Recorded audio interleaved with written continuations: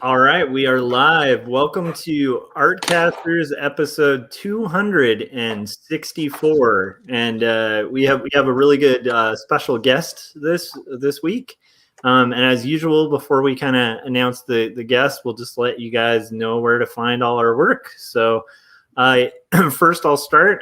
You're on my channel, so if you haven't yet, I'm sure you probably have, but if you haven't yet, hit that subscribe, hit that like button and the bell so you get notifications when we're about to go live. And then aside from that, like if you are so inclined and you want to pick up like a good indie book, which I'm guessing we're all going to be promoting indie books today, but yeah, go to Amazon.com and pick up 2 stories. It's a graphic novel about faith and mental illness that I hand write, hand letter, and hand ink, and I think you guys would dig it. Okay, so that's out of the way. You can also just find like my art and stuff on joshuakemble.com. And Scott, where can everybody find your work?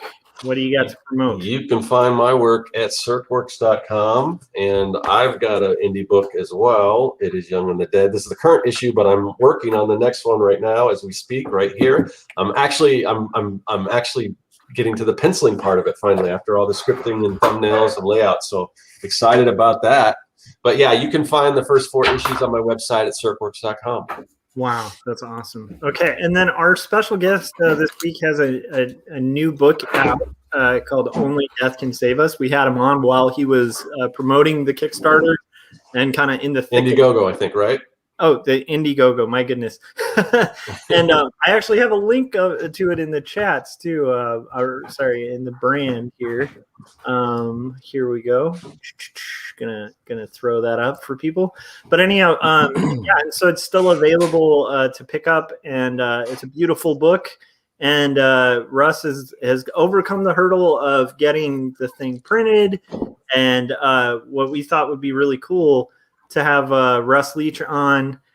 Great cartoonist. He's worked for Marvel Comics for like you name it, like tons of different properties. My favorite property he's worked on is Doctor Who, but just excellent artist. Beautiful book, like total like Bronze Age like tribute. Just kind of beautiful art. But we wanted to have Russ on because we thought it would be cool to talk about just sort of like what do you like. Most people are talking online about like, how do you kickstart? How do you promote an Indiegogo? How do you do this crowdfunding thing?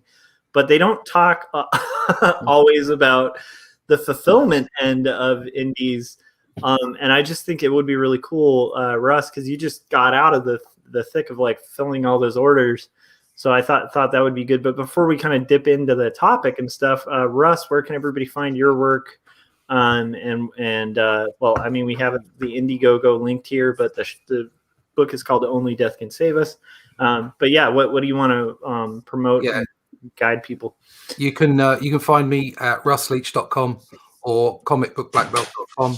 You can find my YouTube channel, Comic Book Black Belt. And on the YouTube channel, I've got lots of different videos. Although because of fulfillment, I haven't really put many videos up in the last month. But more stuff is coming. I've got a new project coming out in the new year, or starting in this first part of the year, and so I'll be doing live streaming of how that project formulates. So on the YouTube's site, on the YouTube channel, you can see how Only Death Can Save Us came together. I've got a playlist there of right from the word go, where I started writing, all the way through to the finished product. You can also find me on all the normal places, of course, as Russ Leach or as Comic Book Black Belt. I've got a couple of books with Markosia as well. If you're looking out on Amazon, there's Indifference Engine 2, and there's a sort of a sci-fi horror. And there's also Terminus at Fenton's Green, which is kind of a gothic horror. Yeah, it's a beautiful book. Thank you. Yeah, I've really enjoyed that book. Those are out. And then, of course, you can go to onlydeathcansaveus.com and pick up, or you can find out more about the book, but you can also get a link to the Indiegogo there as well. Awesome. And Frank in the chat said, I got my copy of 2 stories along with the Young and the Dead t-shirt. Now I need to get Only Russ Can Save Us. Only Death Can Save Us, but that's true. Only Russ can save us yeah. from future fulfillment with, I think, the topic. Also, he asked, where can I get an official comic book black belt, which would be a cool piece of merch. And I will say, go subscribe to Russ's channel because it is really fun and it is themed by like, you know, the comic book black belt vibe. So yeah, it is. You can get. I've got my own logo, the comic book black belt logo, and that is on shirts. There's a link on the Only Death Can Save Us website where you can go and get some merch. So there you go. And I am a black belt. I'm a real black belt. That's so awesome. I'm a third Dan in Wadaru karate. I practice Korean karate when I can get into a dojo, because obviously they're all shut at the moment. So I do know my way around a mat and around a dojo. So I'm not just saying that. And the idea was that with comic book art in general, you need to do your 10,000 hours.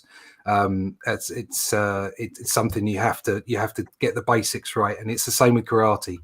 Up towards black belt, in your lower grades, the karate forms you. You have to follow all the rules. You have to make sure you understand how to make things work. Yeah. And after you get your black belt, you start manipulating the art to the way that your body works, because everyone's unique, and you start making the art work for you. And it's pretty much like that with comic books. Once you know the basics, you can then start finding your own style and start finding your own way as a comic book artist. So I saw those similarities. So that's why I became the comic book black belt. I absolutely love that analogy too, because like I remember I used to teach at Laguna College of Art and Design, like intro illustration and design courses.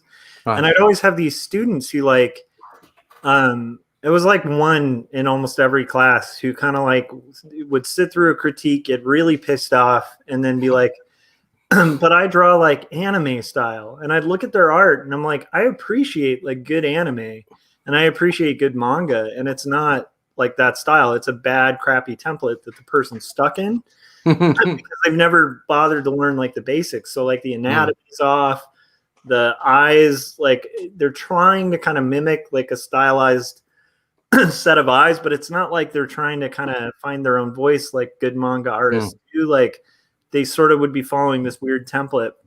And it's so hard to get people to break from sort of coming in with bad habits, and so that they can learn the good habits and then bring style. Like, because what's cool about what you're describing, Russ, is like when you learn those basics, and that's a forever exploration, but it's like once you learn some foundations, then your style just starts naturally coming out. Like exactly. Yeah.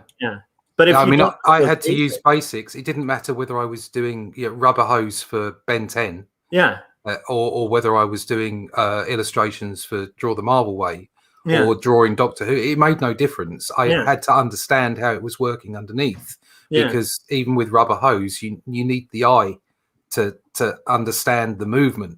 And otherwise, your storytelling is out the window. There's a whole bunch of layers in comic book illustration and sequential art that a lot of artists just don't get.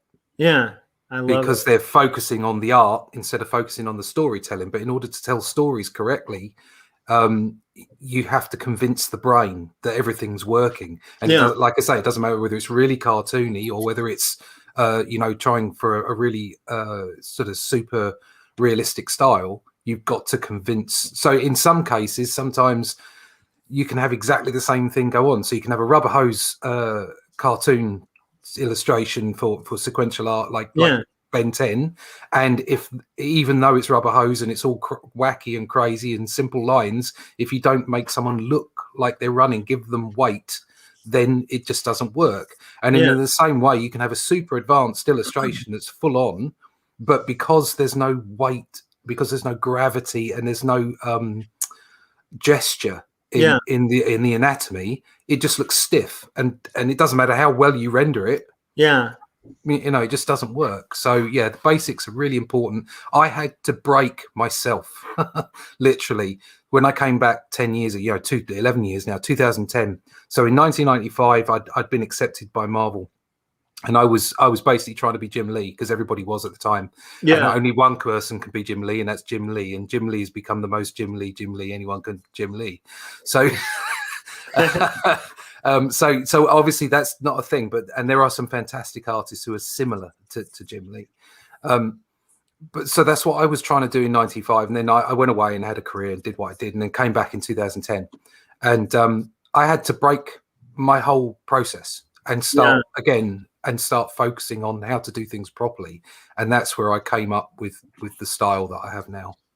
Yeah, and I adore it because like and you guys should check out let me throw that up there again, but it's like I highly recommend checking out Only Death Can Save Us, because it's like a really good example of just like there's very traditional methods of execution in that, and it's like it's like traditional on a level that you don't see a lot anymore in comics, and it's kind of refreshing to see. But it definitely has like Russ's own kind of voice to it too. But it's definitely got like that Bronze Age kind of aesthetic to it, and formality to it, like where like the anatomy's there, the weight's there, the movement's there. He's following the line of action. There's a lot of like non-art stuff too that just has to do with framing and stuff like that, where it's like if you don't follow a lot of these rules, like it's really hard to follow your work too. Like so I think it's cool that like Russ kind of combines all those things, like very much like he was describing like karate, to kind of form his own unique kind of voice and stuff. It's very cool. Thanks. And very inspiring. Thank you. It's hard to teach people to do that. The idea of the book is because this first one, it really scratched an itch. I wanted it to look a certain way. The first comic book I ever bought for myself when I was very small was Captain Britain, which was a Marvel UK comic. And it had reprints of Fantastic Four in it by Jack Kirby, John Buscema, and Joe Sinnott. And that really formulated my very early view of comics. And since then, obviously, there's lots of other artists and creators that have influenced me. I needed to scratch that itch, and that's what I felt I got with this first book. But the meta aspect of it is that it's 3 books. I was not sure whether I was going to do 4 or 3, but it's settled on 3. And each book, so the first book has got that 60s kind of vibe, 70s vibe. Then I want to go to a more Jim Starlin approach in the second book. Oh, I love it. And the story's a bit more out there and a bit more bonkers. So it's going to have more wacky page layouts and that kind of thing. And then in the final book, in the third book, the art style will move towards like late 80s, early 90s, and sort of starting to be a little bit more detailed, and some more splash pages. But, so Death just ends up getting like 20 more pockets. no, I'm not going the pockets route. No. There will my art will still be solidified in there, but it's just like the way it's presented. I'm excited about that. What a cool idea! And it's like that's something I kind of decided to do in my graphic novel. Was like I want like I was working on 2 different sequences in time, right? And like I was doing these past sequences, and I was like, it would be cool if these were in like kind of a more like almost like Sunday comic, like cartoon modern kind of style. And it just dawned on me because I was doing these like highly rendered kind of realistic, like indie looking pages. And then I was like, why not? Like, enough. I was like, we don't do that, I think, enough as artists. And when you work, like you do, Russ, commercially, it's like you do need a little bit of the ability to be adaptable in style. Because it's like, you could get hired to do Ben 10, and then the next week you could get hired to do Doctor Who, and it's like a different look you have to, make there. Yeah. So it's like, I think like that adaptability, we tend to like adapt and kind of come up with for freelance or for clients, but it dawns on me, like, I don't see a lot of indie cartoonists doing that in their own work as often as I'd like to. And so I think that's really cool and exciting that you're going to kind of have the styles adapt a little bit and change in delivery and stuff, but still have your voice to it. That's just such a really cool idea. That's cool. I'm excited. That makes me even more. Yeah, I'm looking forward to doing the book, but I got to eat some more first. So it's another project first. Yeah, but in all fairness, I did okay. I mean, I wouldn't. I consider the way the books are. This first book, it's a business at the end of the day, and I came out okay on this. Not brilliant, but okay. In some ways, if the Coof hadn't turned up, my client list wouldn't have dropped off a cliff, and I'd be carrying on doing storyboarding and the other digital stuff that I was doing. So it kind of fell in my lap in some ways. So I think you have to. I mean, it's been. I'm not going to say too much about this because obviously you don't want to go on about these kind of things, but it has been awful for so many people for the past year, and we're all just slowly coming out of that malaise now. But you have to see the opportunities where they are, and I got an opportunity to do something that I've always wanted to do, and I took it, and it's come out okay. So I can't really complain. I adore that take on things too, because I feel like if one thing's come out of this, I mean, I definitely understand if like people are really like this whole scenario we've been in for like over a year now, and it doesn't look like there's a light very soon out of the tunnel, although we're seeing a little bit of it. But it's like, I do think it does provide like, and I think this is just kind of a life thing where it's like, as a creative, like everything that comes up, like even hurdles can kind of be reframed as like opportunities. If you're looking for like, okay, how can I take advantage of this scenario, right? Like, and sometimes like I've definitely noticed that with this time too, because like it helped me to reframe, to reformat, to like pitch books, to get a publisher for my first one, to get a crap load of headway on my second one, and also just remove distractions, which I always want to do anyway. But when you're literally forced to be at home all the time, it's like it definitely gives you like a much better view of like your own time and how much you have to work with and stuff. So I think that's really cool that to me, I think that's really a great way to look at it. And what a cool thing that you ended up with we got a new book out of it. A new book, a new IP is something I've been wanting to do. So I think you have to take the opportunities where they are and do the best you can. Be the person, be the change. And also, my view of mainstream storytelling at the moment is not a bright one. I don't think a lot of the comics that are coming out of the mainstream industry, I don't like them a lot. We were talking earlier about whether comics were for kids or not. Well, most of the Marvel stuff I wouldn't give to a 10-year-old child. So I think comics are for everyone. Comics for all ages. But I'm just not impressed with what's coming out at the moment. Much like I'm not impressed with Hollywood either. Nothing really makes me excited anymore. So it's down to all of us to tell as many different stories for different people, for as many different outputs as possible, and entertain. Because that's what we are. We're storytellers, and storytelling. Comic strip is the oldest art form because it's up there on walls where cavemen painted it. And they were telling stories. Every time we have a conversation, we tell each other a story. Every time we have a conversation, we're telling a story of something we know or did or thought of. And people don't realize just how important that is on an everyday basis. And we need to, and especially times like now where people are on their knees and we're all trying to get back up. It's important to have entertainment. Rather than anything preachy.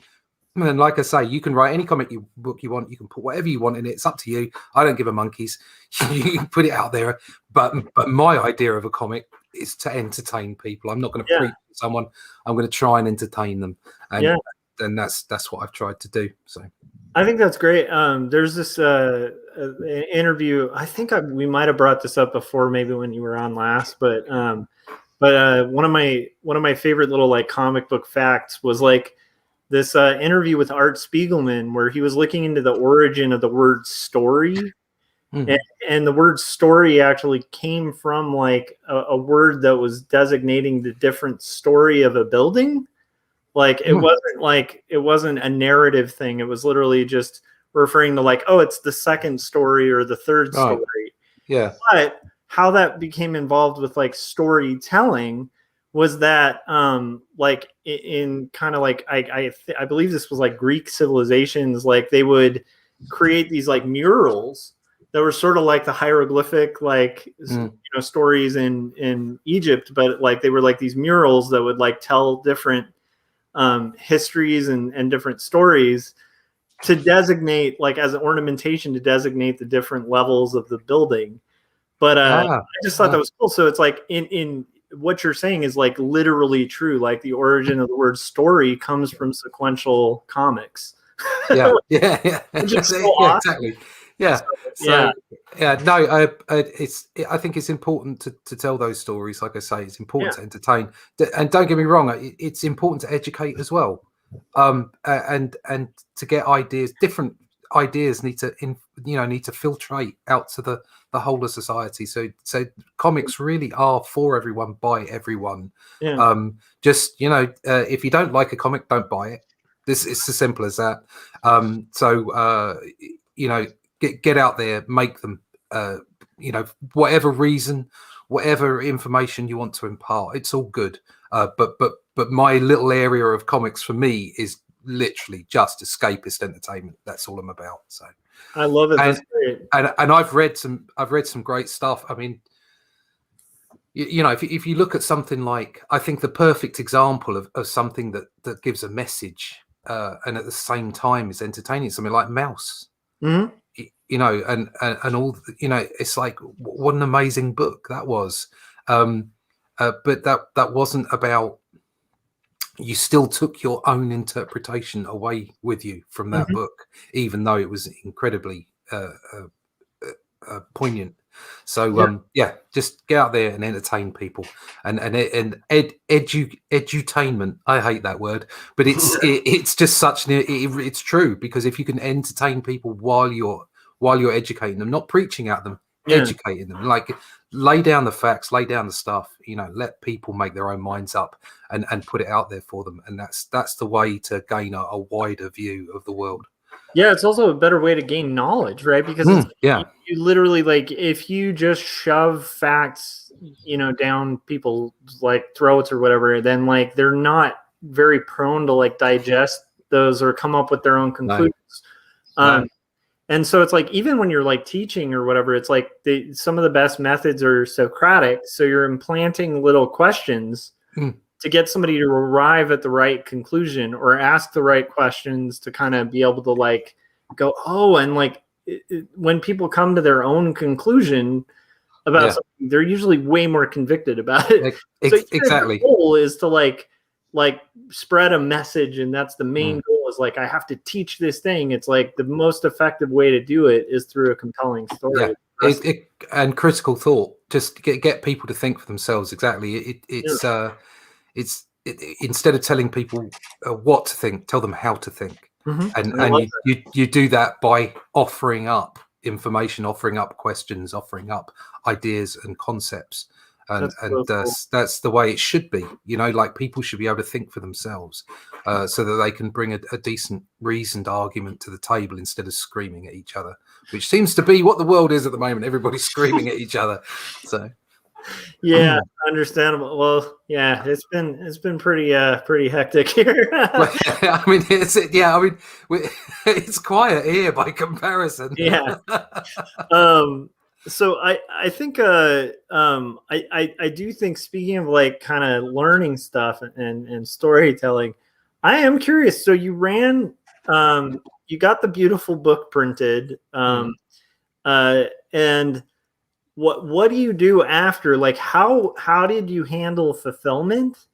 And then like, I actually, from what I was seeing on Facebook, it looks like you were handling it in a very like organized and well regulated way. And I actually think that must be appreciated by the backers, because I have seen chaotic kind of mailroom stories. Well, yeah, I mean, much like everything, I approach it from a business perspective. So, for instance, I went to Indiegogo. And not for any of the reasons that anyone might think.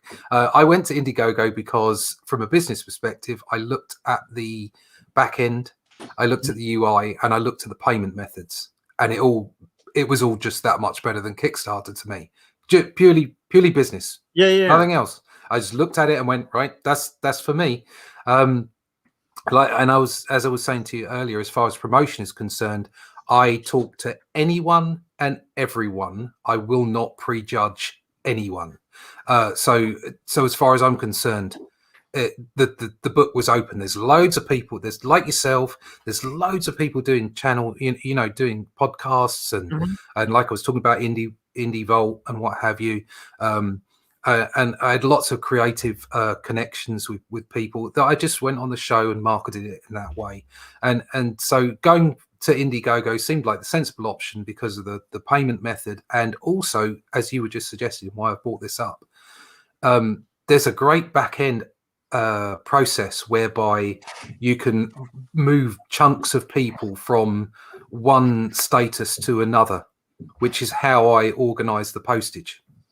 So I would pack up 25 boxes one night, move them all to fulfilled, get down to the post office the next morning, and post them off. So that it was just organizing myself with the aid of the back end user interface of Indiegogo. Oh, nice. At the packaging side of things, I'd organize that. I'd go the other thing before I go anywhere else, but so I can remember, anybody who's out there who's backed, and I know yourself, like Scott, have backed. Thank you. I just every time I have to say thank you. Like, people have backed my book. I'm now on 206, and it's like, wow, 206 people gave me money. That's that's on the basis of just seeing what I'd put up. Hopefully I can take the majority of those people with me to the next book and grow that audience. So the thank yous out of the way. I had to approach it from an organized perspective. I had to see it in a business way. But before I even started, I went out and did research. I did a lot on the postage costs, on packaging, that kind of stuff. So when you're thinking about postage, say it's $10 to post something. Well, it's $10 plus the packaging. I know that sounds really basic, but I'm sure a lot of people get caught out on that because they're so focused with, I'm making a book, this is going to be fantastic. Yeah. And you got to take all those little things into account and do a budget sheet. I had an Excel and worked everything out pre-print.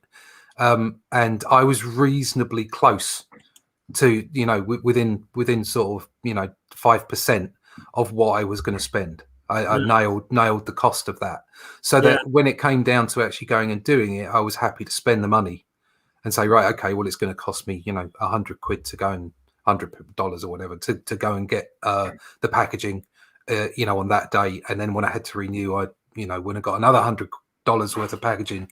But I was happy because I knew I was in certain budget constraints. But also making sure, I'm posting internationally. I wanted to make sure it would survive the journey.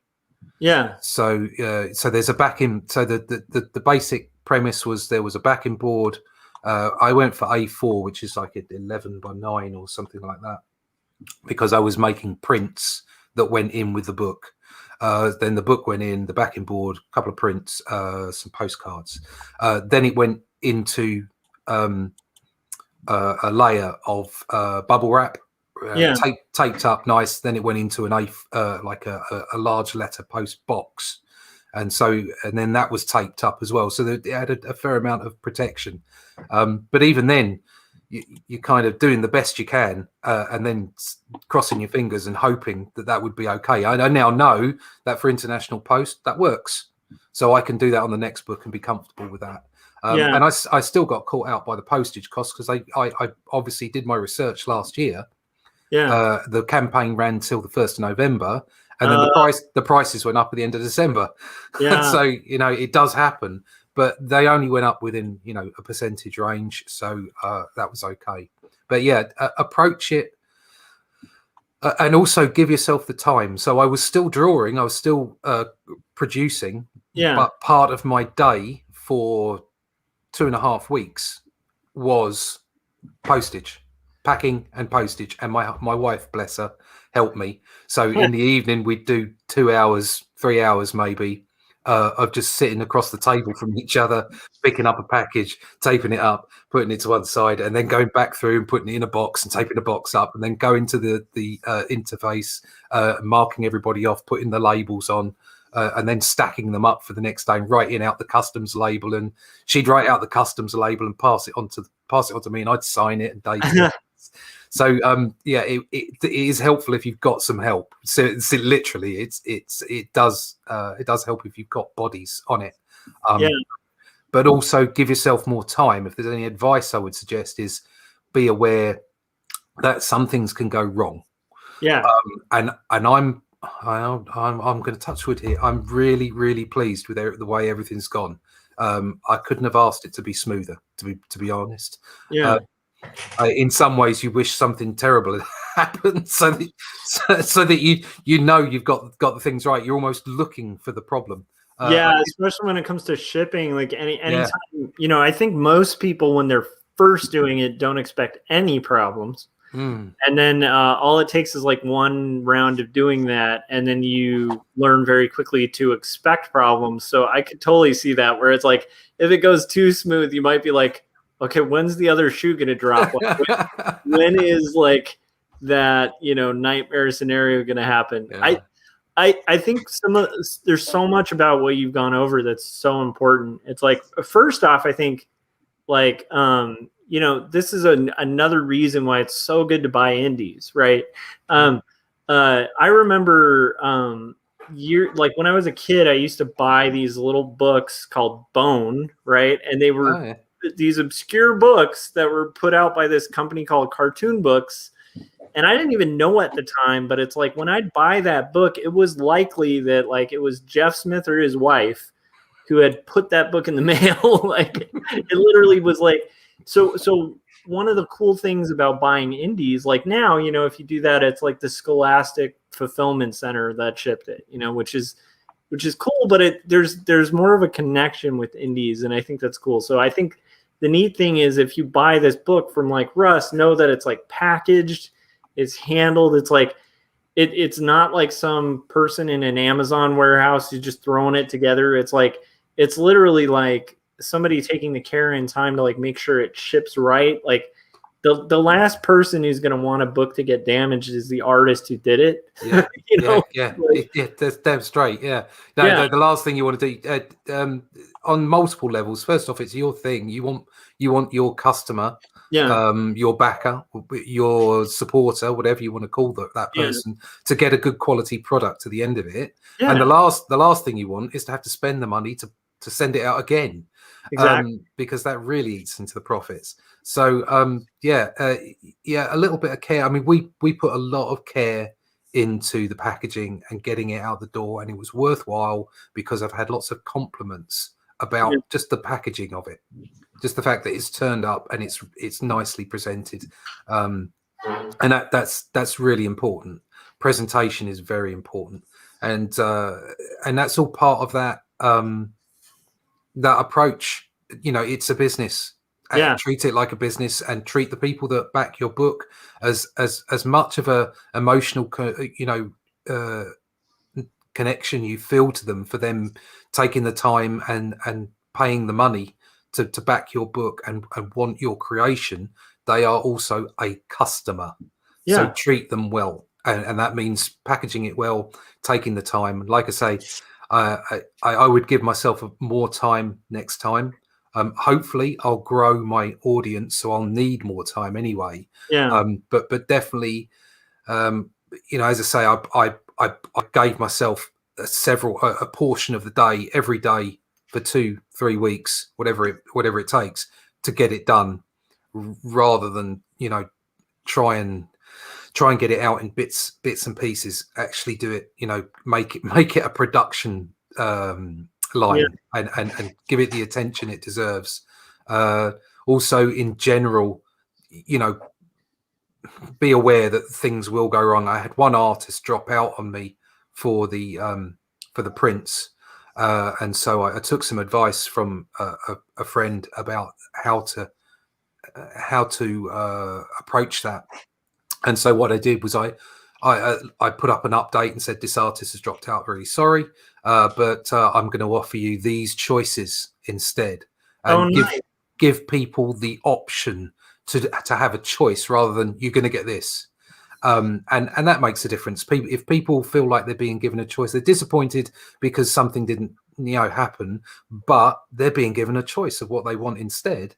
And it's like, as it happened, I gave people choices A and B, and nobody responded. They were just like, oh, okay, yeah, I'll just have choice A. So it didn't make any difference. But I got 2 extra prints printed up, and in the next, what I did was I signed and dated them and numbered them with a patch on the back of the print, so they were special. Cool. So that those people felt like they got something special, which they did, because none of the remainder, which will be available in book 2, I'll obviously give people the opportunity to get those in the next campaign, but they won't be signed and dated, and they won't be numbered. So they got something special, even though they didn't get exactly what they'd asked for. So, but at the moment, everybody seems pretty happy with what they've got. So I love it. Frank's asking a really good piece of advice. Scott, maybe you can chime in on this too, because you have run successful crowdfunding campaigns as well. So Frank is asking, would you recommend having the comic finished before you crowdfund? That way it's ready to go to print as it's funded? I don't think Russ may have a different answer, because I don't think his was totally finished, but it was pretty far along. And I think I definitely wouldn't do it if there's nothing done other than concept work. I mean, I think you have to be either pretty far along or finished, in my opinion, especially if it's your first time, because you need some. You gotta prove something. You have to, in my opinion. I mean, I've seen so many, or even backed people that just they launched it before they even started, and either it's never coming or it never came or whatever. So yeah, I think there's a little more, you know, it's all based on trust, you know. So I think it really helps if it's, you're right, there, finished, or you're far enough along. Like if you you've got it all penciled or all inked, and maybe you still need to do the coloring, or you're putting the finishing touches. And to be honest, I tend not to back projects that aren't, if it's not at least pretty far along, I typically won't back it. Yeah. So especially if it's somebody's first campaign. Yeah. If they've run a lot of campaigns and they've proved that they can do it. Yeah. But like I remember, because I think Jake Parker, when he ran his campaign, I mean, and he's somebody that definitely delivers, and there's no doubt that he would deliver, but even that, he was like a couple years behind, and, you know, of course he had to apologize and do updates and stuff like that. So it just helps. You don't want to have to send all these things like, oh, it's coming, I'm late, but it's coming. So yeah, I don't know, Russ, what do you think? Yeah, absolutely. It's all about trust, because this is crowdfunding. Yeah, it's not like the book is up and you pay the price and then the book turns up straight away. You have to wait until at least the end of the campaign.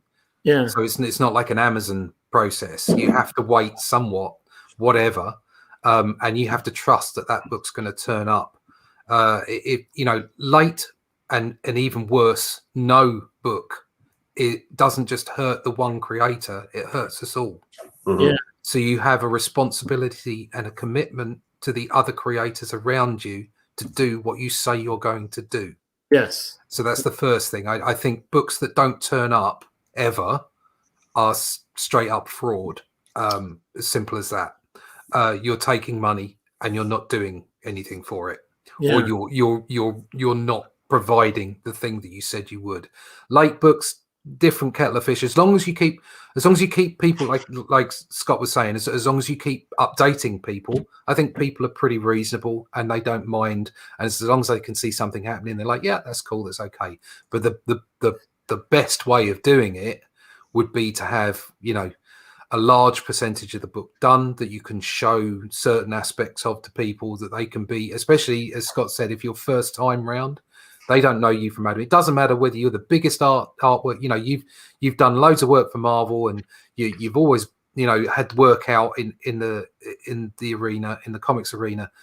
If you turn up and you've never done a book before, because of the fact that some people have not turned up with their product at the end of the campaign, nobody's going to trust you. They need to see that you've got something happening. And in all fairness, you should put some sweat equity into it anyway. You should show the backer, the customer, that you've already committed. And by showing your commitment and showing your face as well, so be out there, be available to talk to people, they will then have some trust in you and go, oh, okay, fair enough. I'm prepared to, you know, chuck down $20 or whatever it is, $30, and commit to this because this creator is committed, quite obviously. The best way to do it would be to have your book done. Yeah. But in the real world, that doesn't really happen. So I think if you can go with 50 to 70% of the book done, you know, if you can turn up and have all your pencils and say 50% of your inks done, or a percentage of pencils and inks and colors done, then I think that shows a massive commitment, because you're obviously a long way through the book. But if you just turn up with a couple of concept pages and say, please give me $10,000. And also, now. I was going to say it also might also depend a little bit on the size of the project. Like I'm doing single issues, and I'm kind of it's a big ask because, you know, I mean, I think typically when I put out a Kickstarter, the most common backer level is around $20-$25, and that's a single issue. So that's a big ask. I mean, there's smaller tiers, but people, even though it's only a small single issue and I put extras in there and everything, it's kind of a big ask for a single issue. So if I'm going to be putting out a single issue, I better have that whole thing done. Where in Russ's case, his comic book's a little bit bigger, and he's a lot bigger, and he's asking probably about the same price. So it's you know, if you've got a larger project, if you're, you know, say if you've got everything penciled, you're 50% away with the ink, then yeah, there's a little more because I mean, you've got more to do. So I think just showing that commitment visually, physically,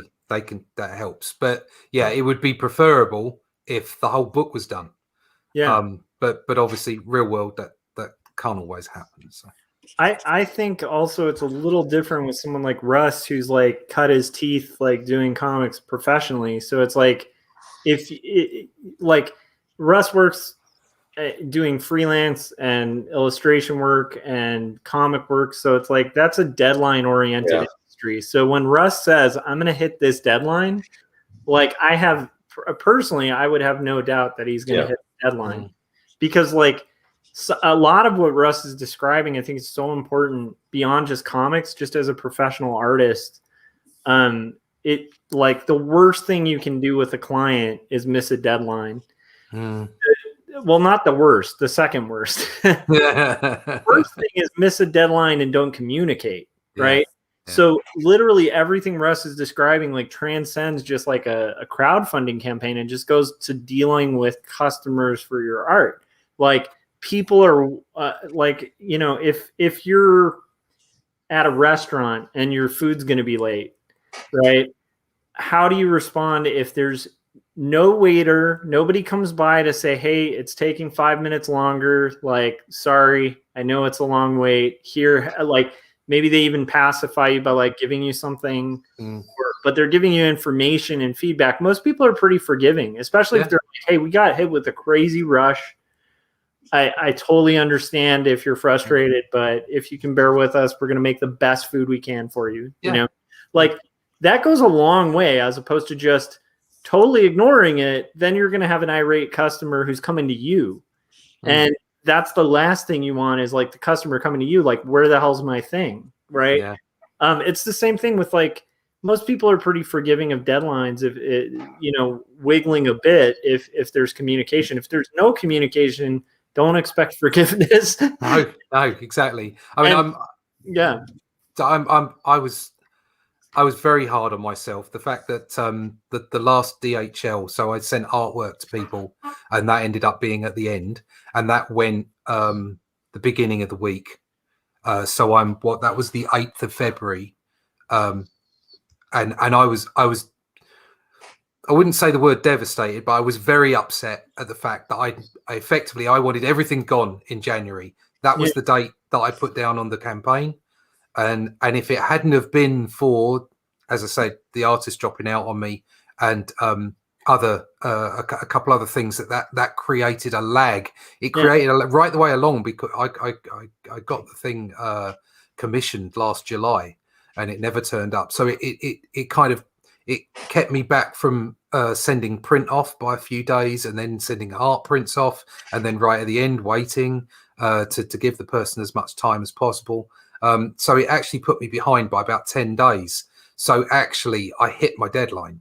But I was disgusted with myself that it ended up being that those last DHL packages went a week late in my own mind. But it's important to hit deadlines, and if you, especially with crowdfunding, if you mess up the first time, I would imagine if you've got a history of delivering and something goes awry with a project, people will be very forgiving of you, especially, as you say, if you communicate with them, people are forgiving. But on your first time out, if you go out there, you say something's going to happen, it doesn't happen, and then even worse, you don't tell anyone it's not happening, you don't get another chance. Another way I see it, people are too savvy, and they'll just go, well, I can't trust you, and trust is everything. And as far as trust goes, like Josh was saying about Russ's kind of track record, because he is a professional, he's done books on schedule and all that. That's something you want to list in your actual, when you're pitching, when you're doing your pitch for your book, you want to show your credentials and show that you've done that, and show that if you have had a successful crowdfunding campaign before, you want to definitely mention that. If it's your first, admit it, say, this is my first campaign, but I am used to delivering on time. I've worked for these clients. You can rest assured that you're going to get your book. I mean, that's not going to get you it's not going to get you that immediate trust, but it will help. Listing that down. I certainly listed down the other stuff that I'd done, and I put some artwork in from the Marvel stuff I'd done, and and then I also listed stuff about details about my editor and my co-writer.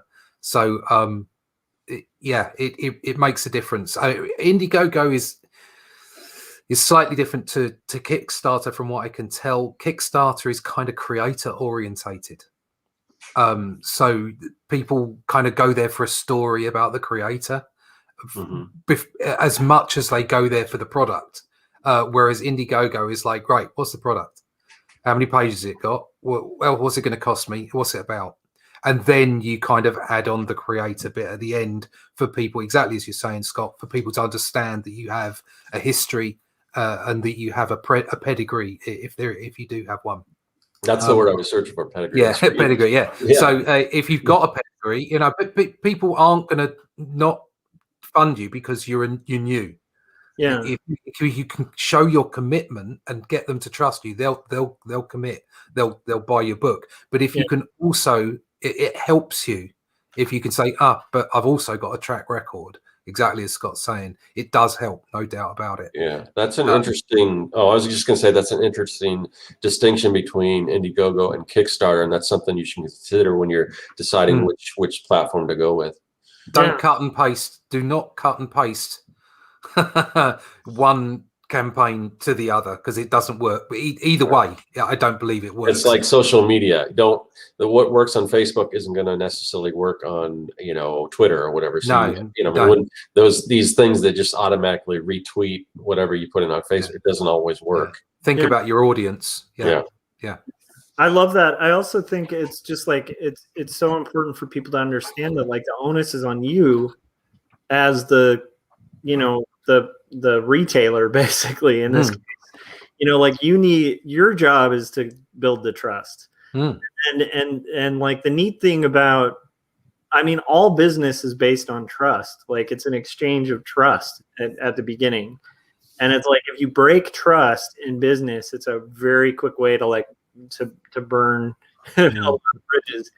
And the thing to always, whenever you're dipping into comics, especially making comics, whatever, it's like, not that all creators know each other, but the comic world is small. And so if you burn bridges in a small, like niche industry, it's like, it's really not a long time till like all the bridges are burnt, it's, it goes a long way to build trust. And it also goes a long way, like what you were saying about kind of pedigree or accolades or anything like that. Like that does help. It's like, I remember in school when I was a student, when I'd have like an illustration teacher, it didn't mean a ton to me unless they were like, when I was working with, and then they mentioned the real world stuff to kind of tie into the lessons they were teaching. Because as a young, cocky artist, like, especially when you're a kid, it's like, you're just like, yeah, what do you got, old man? You're gonna be a rock star, right? Until your illustration teacher turns up at college and says, don't bother. Yeah. Which is what mine did. So I didn't bother. It's like, oh, thanks. Yeah, thanks for that advice. I can't complain. I'm happy with where I am right now. But yeah, it does kind of, there is some weight when you know that someone has a track record or pedigree, whatever you want to call it. It does make a difference. Yeah.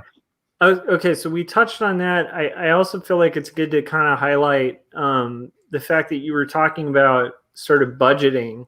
This is another thing I think a lot of people when they're early on, especially with shipping, they don't quite think like to calculate like or tabulate like what the actual costs are going to be. Sometimes a lot of people will get shocked by international because they international, you got to expect that price to hop significantly. Like it's not usually like a small difference between domestic and international. No, I mean the UK postage system is pretty good. Yeah, I'll give it that. So not the same for the US, just for our US listeners. No, so obviously whatever happens at your end, at our end, it's very good. Once it gets to you, it seems to get it seems to get distributed reasonably well, but we don't have the same costs. So I can ship to you just a straight up book. Probably not that much. I mean, it is more than you ship domestically, your books, but not by a huge amount. And so it makes it easier to do it that way. Also, you can trust the service at this end. I mean, I spend quite a bit on books coming from the US. I get shocked by the freight costs, but that's, if you want the book, you gotta put the money down. And that's why the trust thing is important, that you're going to get the book. So yeah, it's tricky, but just do your research. It is, I was doing research, and even for me, it was tempting to just go, oh yeah, that'll cover it. No, don't do that. Do not do that. And like I say, one thing I did was I did a print set, and what I wanted to do was, I'd heard people complain that when they got bigger prints, they didn't like the fold lines in them. So I said, okay, I'll do a print set with an A3, and I'll send the A3 in a tube. Okay. And the tube ended up costing more than sending the book with 4 postcards and 5 prints in it. Okay, so and I knew it was going to be expensive, but I got when the prices went up, they hit the tubes, like the small parcels, far more than they hit the large letter, which is what the books go in. So I got a bit shocked by that, to be honest. But fortunately, because I'd done the budget and I didn't just go, oh, it'll just be another $5 or whatever, it'll be fine. No, I went and did that, and if I hadn't, I would have been very upset. But I won't be doing A3 tubes ever again. I'm only going to send out A4 prints because it's a pain. It really is. Hopefully everybody's enjoying their A3 poster. Those people that did back that, thank you very much, everybody that backed that. And just think that that's never going to happen again. So look after those posters. So this is how horribly American I am. I have no idea what A3 is. Oh, okay. You wouldn't know. I don't know either. That's just... A4. Sorry, what I do is I've now started putting down measurements every time I talk about a print. So this is the book. Yeah, that's the standard comic book size. Love it. And these this is a print size. Oh, got it. Okay. I think you can see probably 8.5 by 11 for us. So something like that. It's effectively average document size in the UK. So A3 is double that. So you have to roll it up in order for you not to have. You don't want to fold it over. If you send it in a big A3 envelope, it's even more expensive. So now I got it figured out. It's 11 by 17. That's all. 11 by 17. Sorry. So for my American cousins, it's crazy. Like, we are the weirdest country when it comes to sizes. Although I think Australia has their own kind of like letter forms for like sizes too. But I do think the US is the odd man out with sizing. It's a little odd. Yeah, I always thought that the whole A sizes, because we do everything in A. It goes right up to AO, and it's the golden ratio, and that's the way the paper sizes are organized. And I just imagined for the longest time that everybody did it like that, but it's not the way it works. This is a side topic, but I do think, like, if you're gonna crowdfund too, like, that's another thing. A lot of creators, especially when they start with comics, like, they don't think about the format of their book. And like, that's really important too, to like kind of have a really clear idea of like what size you want your book to be. Like in the case of like my graphic novel, I knew it was going to be a little bit of a harder sell for a publisher because I wanted it to be like that big standard letter size, right? Yeah. And that's a little bit bigger than a comic. I also thought about it, right? Because like, there's implications with that. Like, is this the kind of book people are going to put in a long box? Because if it is, I've just created a nightmare scenario for that collector, right? So it's like, there's different things you want to consider before you kind of go into the sizing, and pricing changes significantly too. That's right. It does. Yeah. Yeah. So like, that should be calculated in. Like, I think the cool thing, Russ, about what I'm gathering from it, though, is like, it really kind of comes down to like that basic advice you'd give any professional artist, right? Where it's like, when you're starting professionally doing anything in art, don't forget it's a business. Yeah. So because it's a business, you got to do all the things that a business does. And I'm afraid that is the case. Yeah. Even I have my artistic days. That I was artistic, not autistic. My son delivers the autistic days for me, although I sometimes wonder about myself. I do too. That would be an interesting just side note, but I have noticed from because our era, there was no such a thing, right? No. And so I do have moments where I'm like, I have these behaviors that have benefited me professionally, especially like obsession. Yeah. OCD. Yeah. Yeah. And so there's a part of me that that does wonder, like, and I have, like, in reading about my son's condition, I've been like, I have that too. That's weird. You know, like, no, my son considers himself superpowered, so you know that works for me. I think it is a superpower. Yeah. He definitely considers himself more advanced than the rest of us in the house. And my wife thinks that she may have caught autism. No, in all seriousness, she thinks that maybe she's a little bit as well, because sometimes she's a little bit OCD. But they say that autism is a spectrum thing, and it can affect everyone or anyone in varying different levels, and it is something that I've learned a lot about with my son. So but yeah, back to it. It's easy. It's so easy to kind of say, oh, I'm going to be artistic. I'm going to be artistic today. I'm going to have one of those days. But you can't approach the business like that. You can't do it. If you're going to be successful in anything, you have to approach it properly. Yes, this is an art form. I'm passionate about the art form of comics. And the fact that it needs to be up there with any other art form, whether it be photography, cinematography, traditional art, sculpture, whatever it is, it deserves to be considered in that way. And far too often isn't. It's by far and away the best way of providing a story to someone, because it requires you to use. It's not passive. It requires you to use your imagination. It stimulates you visually, but at the same time, you're filling in the gaps between the panels. The panels aren't just like, I don't know who said it, but it's like comic strip. Sequential art is like watching a movie with a strobe light going on and off.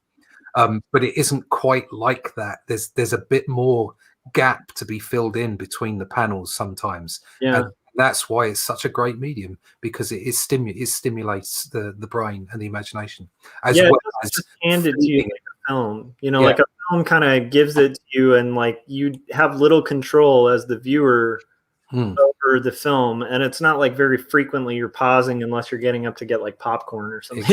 Exactly. So it's not passive. It's interactive, far more interactive than people give it credit for. So I love the art form.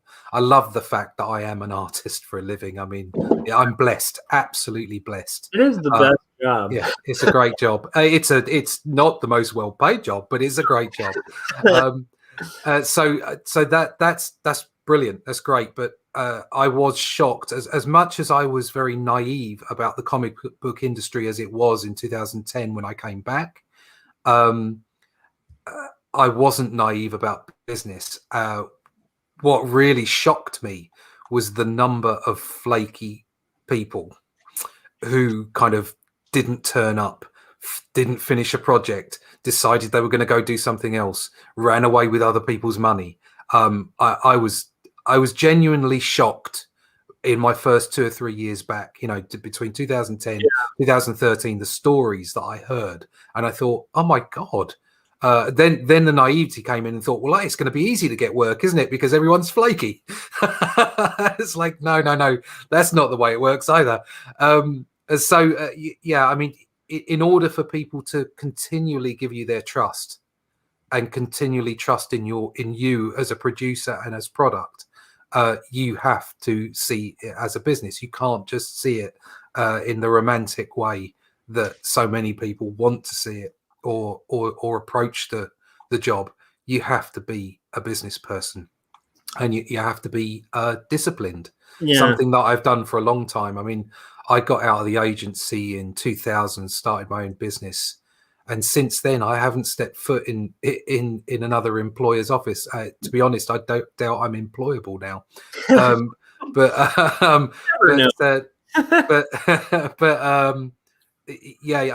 I've had to be disciplined. I mean, I've sat there and coded back in the day when I was running my business. I was coding, and I'd sit there with my kids on my knees while I was coding. But it was like, you have to apply yourself. You have to get up. You have to have some kind of a schedule, and you have to meet it. Otherwise, nothing gets done. Totally. So, even down to, while we've been in this horrible year that we've had, my wife and I have been going out. I mean, I am incredibly fortunate. We live in a little village out in the sticks. Oh, So we have lots of countryside around us, and I've been going out because I can't go training. I can only do a little bit of training at home. All the gyms are closed. Everything's gone.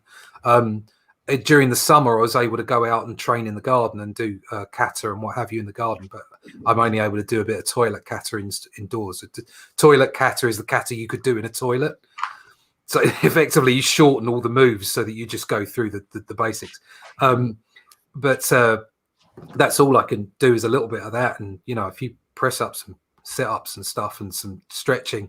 So we've been walking every day in the countryside. Every day that she isn't working, we will go out for an hour and a half. I'll take a break in the middle of the day and go and get the exercise. And that's a discipline as well. You have to pull yourself away from the work and go and exercise. It's important to keep yourself healthy.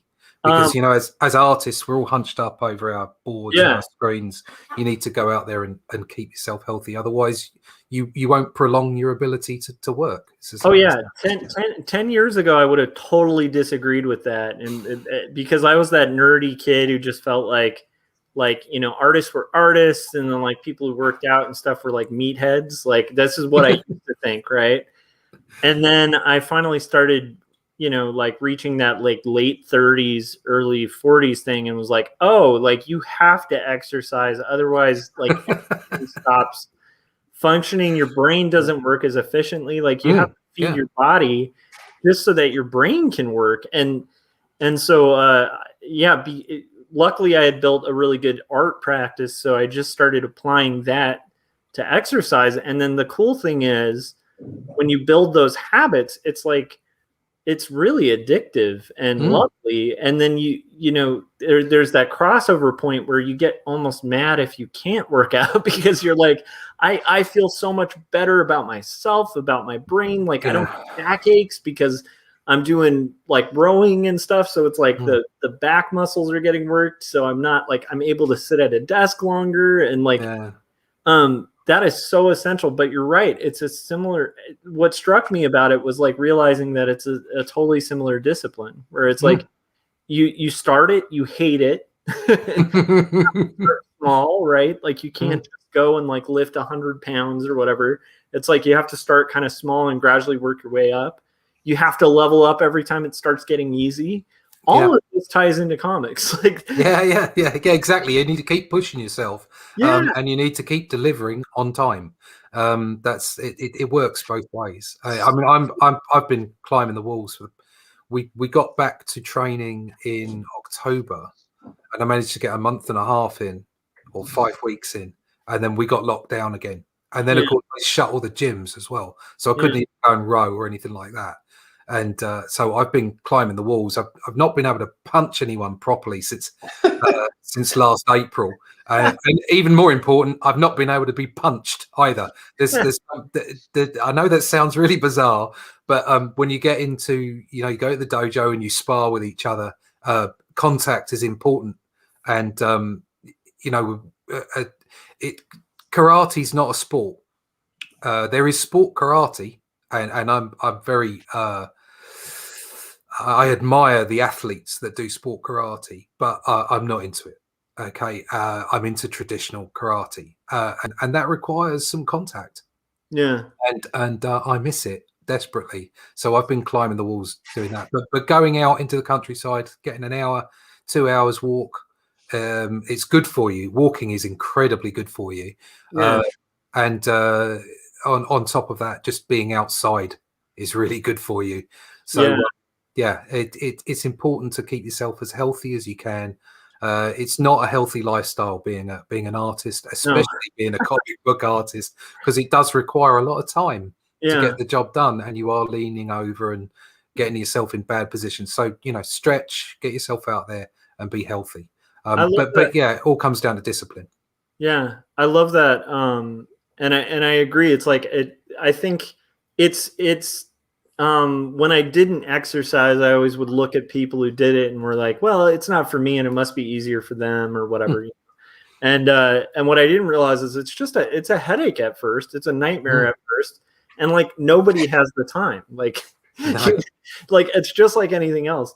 I also love the idea of getting out, because like prior to art directing, And this is why I was like, I don't know, you never know, because like I ran my own business and was freelance illustrator and graphic designer and cartoonist for like 15 years, and then I just got sick of hunting clients. And so I kind of, but I also, even going back, I was like, I would not do well taking a gig as like a designer or an illustrator. Like art direction is a little different because it's got this whole management component, which is like new enough where it keeps me engaged and interested, because it's like figuring out people, which is a whole new challenge. But I don't think I would have valued the business I work for as much as I do without having run my own business. Like, when you have to do your own accounting, you appreciate having an accounting department. When you have to hunt your own leads, you appreciate your sales department. Yeah. I mean, leads. Yeah, getting new work. That's I do most of mine via word of mouth. I have to be honest. It's via networking. And to be brutally honest, I did my, I art directed for a long time. I then had my own business doing UI and programming and what have you. I'm not independently wealthy by any means. But after that and the business stopped, we made a choice, and then we made a life choice, and I sold my house. And we bought a much smaller place, which bizarrely I absolutely adore. It's by far and away the best house I've ever had. But I got rid of that mortgage, and what I decided to do is, instead of paying money into a mortgage in a big house, I was going to invest in myself, which meant that I could take lower paid gigs. So it meant that, and that's effectively that's had a rolling effect ever since 2012 when we moved. So I've been able to continue the lifestyle that I wanted. So it's tough. It's much tougher for younger people. Much tougher. I'm very fortunate to have had that life. And like I say, it's not like I tucked away £250,000 or something. That's not it at all. I still have to work. I still absolutely have to work. And in the early days, when we first moved, I was doing all kinds of different stuff. So I was actually taking a karate class at a local gym and being paid to do that. So I went and taught art at a local school, and so there was all kinds of things I had to do to keep it going. But you just got to keep at it. I think that's so great. And I also think that's really important to bring up, because it's like, you really have to design as an artist. I think it's really super important for all of us to like design, like, you don't have to live in LA, and honestly, if you're going to live in LA, like, there's certain gigs you might have to take just to make that happen. And so if you want like some of the sexier, funner gigs, like sometimes those don't pay the sexy pay. So it's like you have to kind of come up with a lifestyle that's going to fit what you want to do for a living. And I think that's brilliant. The last gig I did, that the business I had for programming, I was effectively serving the biggest holiday company in the country, and almost in Europe, and there was 3 of us providing the data and the analysis and the UE design and the systems design for these massive companies out of our offices in our houses. It was just, you do what you need to do. It wasn't glamorous, but it made money. And now I'm doing something that is like art. Drawing comics is not glamorous, okay, but there is something kind of cool about it. There's no doubt about it. And I've got a great cool thing to do now, but I don't earn anywhere near as much. But I had to kind of lay a financial basis in order to be able to do that. So hats off to anybody who is who has a career in art or the creative services, and that's what they've always done. They're making a good go of it, because it's not easy. It's a hard gig, man. And I also think like what you're describing is it's been something that's been on my mind a lot in the last few weeks, where I feel like I really appreciate capitalism, And I lean very left politically, but I still am like a capitalist, you know? And like, but one of the things that I think is a downside of capitalism is it can kind of dehumanize, like it can make people value themselves based only on what they're making as opposed to what they're getting out of it. Like, meaning, like sometimes the high paying, like, you know, art gig isn't going to be as fulfilling as the art gig where you're actually getting to chase your passion or to actually like do something you love, like drawing and doing InDesign layout for like a catalog are like two different spectrums of enjoyment. And there might be somebody who feels like they're built to do like an InDesign catalog layout, and then there's other people who like they just want to draw, and it's like the level of happiness that you have when you're engaging in business, I think is really something worth measuring for people. And I do think sometimes if it means like selling the big house and going with a smaller, cozier house, that you might actually end up happier in anyway. Right. Yeah. It's all down to quality of life. Yeah. That's what's important. And what I agree with you on the whole capitalism thing. I would say that I lean left to, center left. But at the same time, it's important to me that people are given equal opportunity, not equality of outcome. You need to be able to be different. You need to be able to do well at what you do. And if that means that you get more, I don't care that footballers get paid, £250,000 a week. I don't care. That's the business that they're in. Okay. It's an offensive amount of money. Yeah, sure. But that's what they do. They chose that life. They're able to do that. There's no restriction. It's not like only people who have a silver spoon in their mouth get to be footballers. Exactly. Everyone gets to be a footballer. So, it's equal opportunities. And that's what's important to me. That's hugely important. However, capitalism at its worst can be very harsh, and what doesn't help is consumerism, where people they feel that their life is worthwhile because they get things. And don't get me wrong, it's nice to have things. I like having my PS4, and I loved it when I had my motorbike and that kind of stuff, but I earned those things, but they weren't the be all and end all of my life. My life was my kids and my wife and my family and the things that I did on a daily basis. And so quality of life is the most important thing. And if people were more driven by their quality of living rather than the things that they could acquire, people would be a lot happier. And obviously that's not taking into account people on much lower incomes, if we're going that way. But at the same time, if all that you're driving force is for quality of life, not whether you can have the latest trainers or the Apple iPhone this month, then maybe your approach to life would be different, and you would be a happier person. Even down to like we go out on the country walks. I live in this little village, and we'll walk past some houses, and I'll go, "Oh, look at that house," and I'll say, "Sorry, love." Like that's to my wife, love, very British thing. Sorry, love. I'm a poor artist. We can't afford that one. And she's like, no, the person that owns that most likely didn't see their kids for the past 20 years. You did, did, and that's what's important.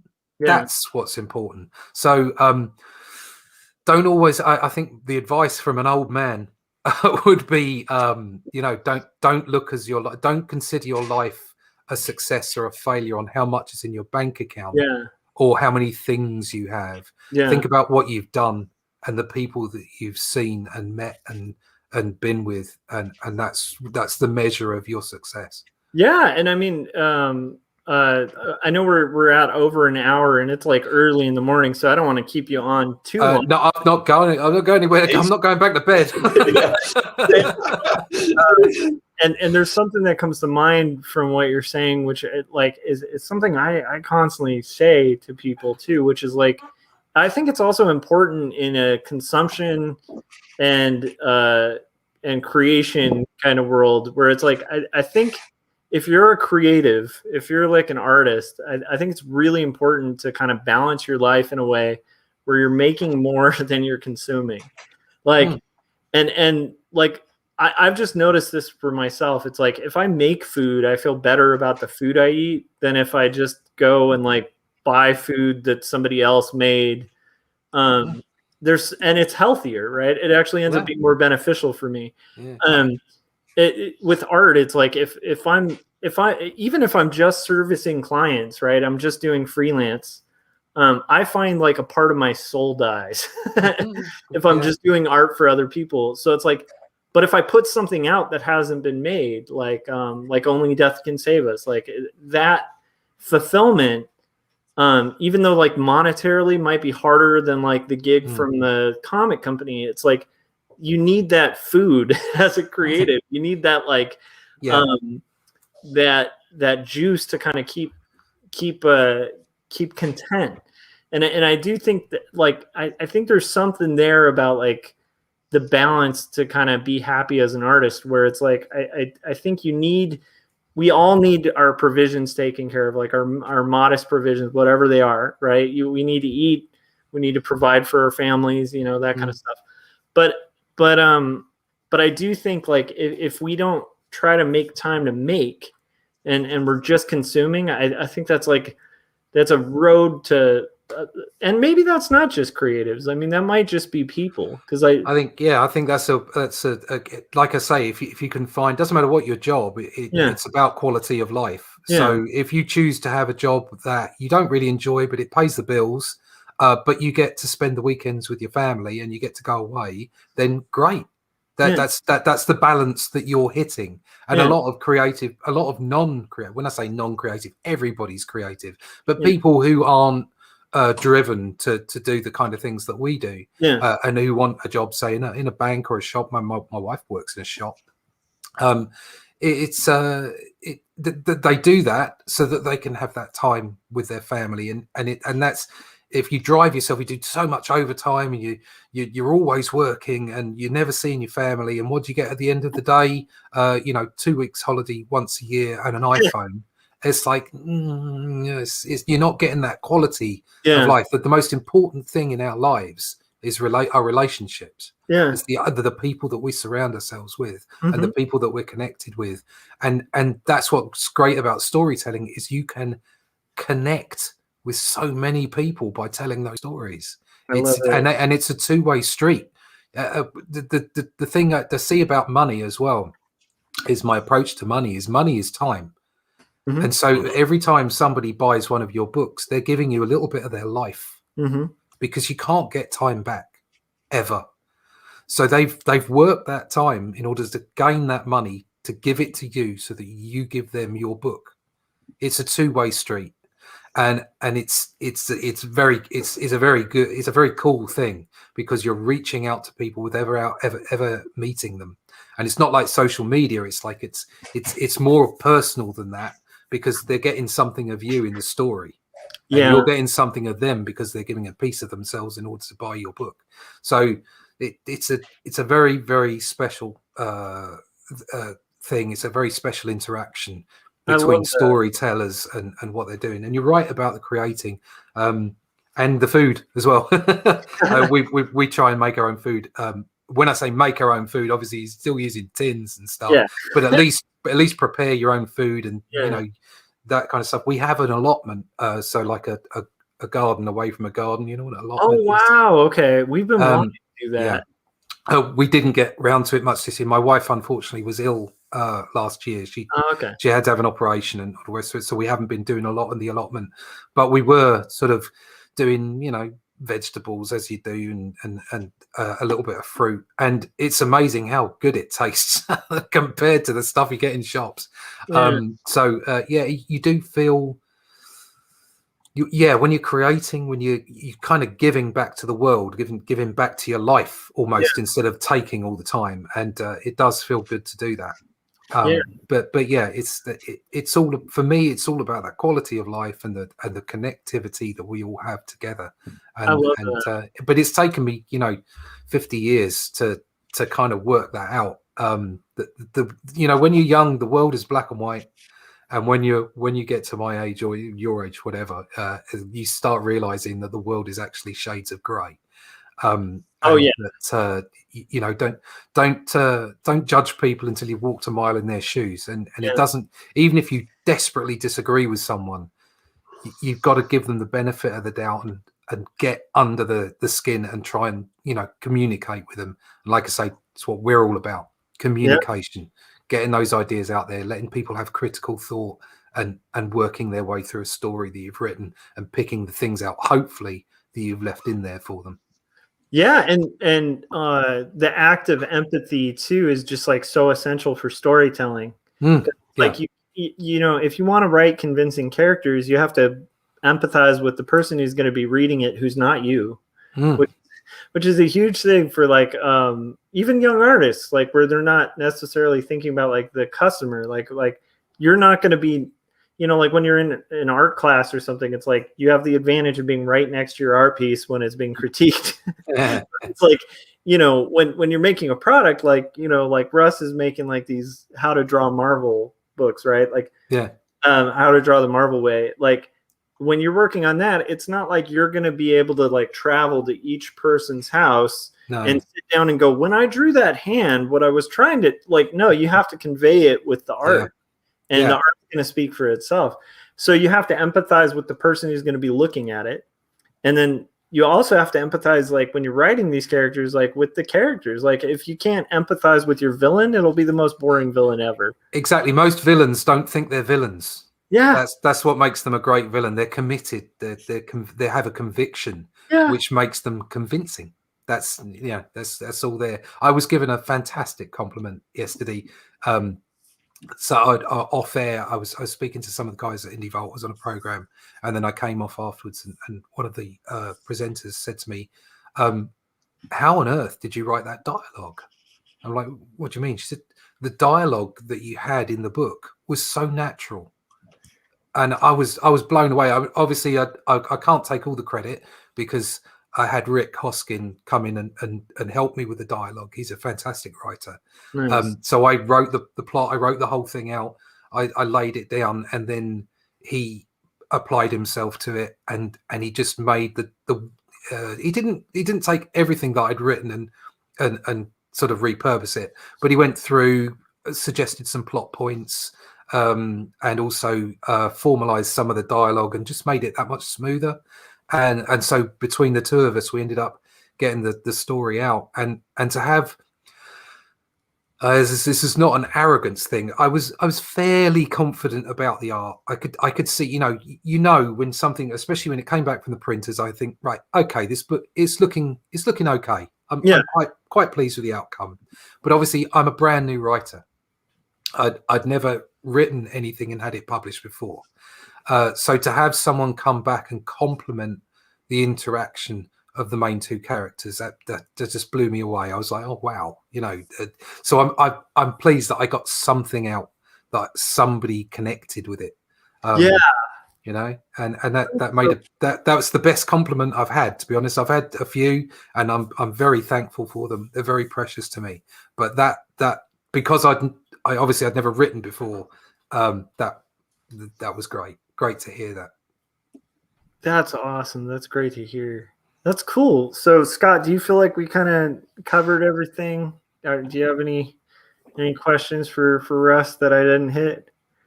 No, I think we definitely touched on the crowdfunding aspects, and we gave a lot of bonus content too. So yeah, I think we did pretty well. Love it. Research, be disciplined, hit your deadlines. Yeah, that's about it, really. I love it. Break it down. Yeah. Russ, it's always a pleasure having you on the show. You're a wealth of knowledge and super talented guy. So thank you for coming on.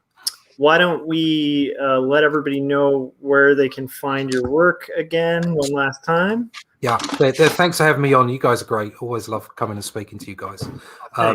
Likewise. And thank you for backing as well. And thanks to everyone for backing. Thanks to all my backers.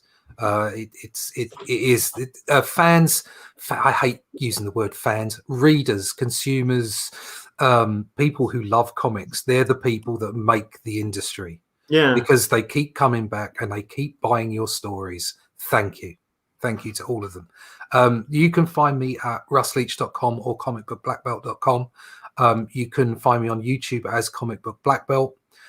You can also pick me up on, and I'm not even going to list all the places I'm at. You can go find me on all of the usual places as Russ Leach or as Comic Book Black Belt.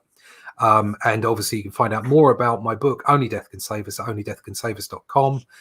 There is a link in the show, but there's also a link on the website where you can go to the Indiegogo campaign, which is still in demand. So I'm still posting out books. And also if you want to get yourself a t-shirt or a hat or a mug or whatever with Death on, or with only Comic Book Black Belt logo on, there's a link on the Only Death Can Save Us website to the store. Oh, that's exciting. That's cool. Awesome. Thank you to everyone who joined us in the chats too. And then we always kind of have to end with Scott. So, I will just lastly plug, after getting Only Death Can Save Us, because that's priority. If you also want to go a totally different end of the spectrum with Autobio, black and white, underground indie stuff, pick up 2 stories. You can get it from Amazon. Amazon's the place I'm directing people. I know there's other people, like I think in Australia they have issues using the Amazon. And there's a whole bunch of other places like Book Depository and stuff you can pick it up on. But Amazon's where I'm trying to direct people, help improve the sales of the book. And then other than that, just joshuakemble.com. And you're on my channel. So if you haven't yet, hit subscribe, hit that bell, all that fun stuff. But the confusing thing is, if you hit subscribe, you hit that bell, you still may not know when everything's going to go live on Artcasters because it bounces back and forth. So first, Scott, tell people where they can get cool t-shirts, Young and the Dead t-shirts in particular, I'd recommend, because I bought one and they're awesome. And then after that, let people know how they can keep track of this crazy show we've got. Yeah, let's see. Now I got to find the link here. Where's that's all right. Yeah, so you can find those t-shirts that Josh is talking about at amazon.com/shop/circworks. And other than that, you can find my comics and everything. That my comics aren't available on Amazon, but they are available on my website. This is my comic book, Young and the Dead, Kids versus Zombie Story. If you're into 80s adventures starring kids and zombies, then that's what this is all about. And like Josh had mentioned, you can hit that bell. Doesn't always work. Doesn't always alert you. And this show can be a little confusing in that it's usually Josh and I. We usually do it on a Thursday, usually around 9 Pacific time at night. If you want to watch it live, but sometimes we may do it a different day. We always have a different guest, and the weird thing is we switch back and forth from Josh's channel to my channel. So if you want to know where we're at, it's a lot easier just to join our mailing list. We don't spam you or anything like that. We just usually about 30 minutes before we go live, we send out an email that's got a link. You can click on it, and then you'll know exactly where we are, and that link is in the description of this video. So definitely check that out and subscribe to the mailing list. I love it. Somebody mentioned, I kind of forgot to mention, sorry, nerdy thing. Yes, I did. I finally cracked 1,000. Oh, awesome. I have no idea what happened. Hopefully it stays there, but that was weird and kind of cool. So thank you guys who have subscribed, because that was fun to crack. Awesome. So I feel like it's been a lot. I think Russ, that's your next goal, right? Yeah. I'm on 657 at the moment. It would help if I put more content up. I've got quite a bit of content on the channel, but the last month I've not been doing anything because I've been fulfilling and what have you. But I'll be doing more live streams of art. Something that I've been doing recently is a bit more traditional inking. I love it. So I'll be doing some rostrum stuff as well as some digital stuff. I have a mail list as well. You can pick that up at the website. So yeah, always worthwhile. But well done, Josh, for that 1,000. That's fantastic. Yeah, definitely check out Russ's YouTube channel, because it's great content. Dude, also, I really can't underscore this. Like, Russ is like on just a technical standpoint as an artist, like, it's worth watching. Thank you. It's just like you kid not when you call yourself the comic book black belt, because you do have some black belt level inking skills and drawing skills too. So, all right, thanks you guys. Thanks for everybody who joined us, and we will see you guys. I believe next week. Oh crap! There's one more thing I forgot to mention. Corey Kerr and I and Scott will be joining us occasionally on these too. We launched a new show that's going to be on Mondays called the Indie Review Show, where we're going to be reviewing different comics. I know that Russ's comic might actually be on that doc of stuff eventually, but we're aiming to kind of review a new comic that inspired us on a weekly basis and just kind of rotate it between the hosts. And so make sure you guys are tuning into that at irsagency.com too. Sorry, too much stuff to plug and mention today. Okay. All right, guys. Anything I missed? Anything? No, but I am looking forward to getting in on the IRS agency discussion and reviews. So yeah, and I kid you guys not, we literally have the irsagency.com. So we've got. I've just got one. Sorry, I just have to say for some person. We beat them to death with their own shoes. How's that? That's definitely you can take a clip of that. That's fine. Was it Austin Powers? Wait, no. No, it was Wayne's World, wasn't it? Yeah. Yeah, Wayne's World. We beat them to death with their own shoes. I like that. Hello, Frank and Todd, by the way. Todd, the check's in the mail. I love it so much. All right, guys. We'll see you next week. Bye.